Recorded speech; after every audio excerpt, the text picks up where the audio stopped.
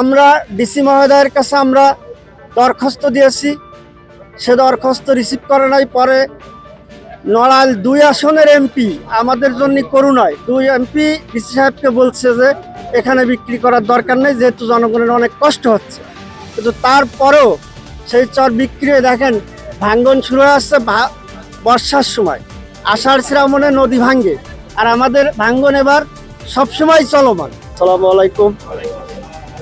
তো আমরা অত্যন্ত একটা জীর্ণকীর্ণ এলাকার মানুষ, নদীর করাল গ্রাসে আমাদের সমস্ত কিছু সয় সম্পদ, ভিটে মাটি, মসজিদ, গোরস্থান সমস্ত কিছুই বিলুপ্ত হয়ে গেছে এবং সেটা সারা বাংলাদেশের স্বচক্ষে এটার প্রমাণ।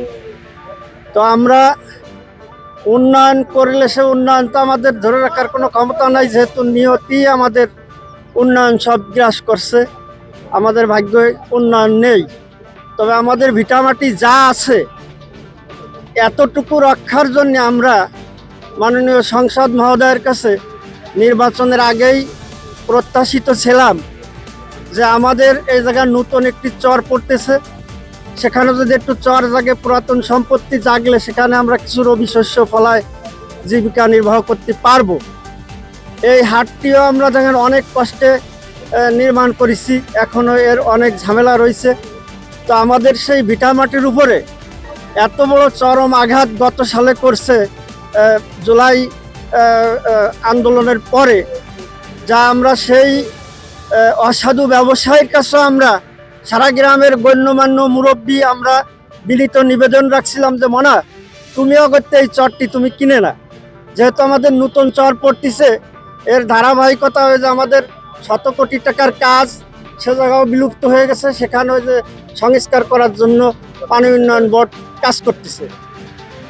তো সেই ক্ষেত্রে তিনিও কথা দিয়েছিল যে আমরা কিনবো না কাকা, ঠিক আছে। এখানে অনেক পুরাতন ব্যবসায়ী যারা আমডাঙ্গার বালুমহলের ব্যবসায়ী ছিল, চিরকাল স্থায়ী ব্যবসায়ী, তারা কিন্তু কোনোদিনও আমাদের এই চর কিনে নাই। তো এবারও নদীর উপরে যদি সংসদ মহোদয় যেতেন তাহলে আমরা সেটা বাস্তবতায় দেখাতে পারতাম। তো আসলে আমরা অত্যন্ত আশাবাদী ছিলাম যে আমরা এমন একটা সৎ মানুষকে নির্বাচিত করলাম তা আমাদের অনেক কষ্ট লাঘব করে দেবে, অনেক কষ্ট দূর হয়ে যাবে। তো এই বিষয়ে আমরা রামকান্তপুর, শেরবাগ, শালনগর এখানে একটা হাট কেন্দ্র, এখানে অনেক মানুষের রুটি রুজি হয়, কিন্তু এর উপরে আঘাত, আমাদের সয় সম্পত্তির উপরে আঘাত। যদি কোনো আইনি সংবিধানে এমপি মহোদয় যদি পারেন তা আমাদের জন্য এই বালি মহলটা একটু স্থগিত করে দেওয়ার কোনো সুব্যবস্থা যেন আপনার দেওয়া মর্জি হয়, এই বলে আমার বক্তব্য শেষ করছি। হাট আমাদের সরকারিকরণে আমাদের একটা চান্দি প্রয়োজন, এখানে একটা রাস্তার প্রয়োজন, শালনগর টু শেরবাগ ইটভাটা, হ্যাঁ, আর একটা ড্রেন, এই বিলির থেকে একটা ড্রেন নদীতে নামানোর দরকার। এই সংক্ষিপ্ত একটা উন্নয়ন আপনার কাছে আমরা আশা করি। আল্লাহ হাফেজ।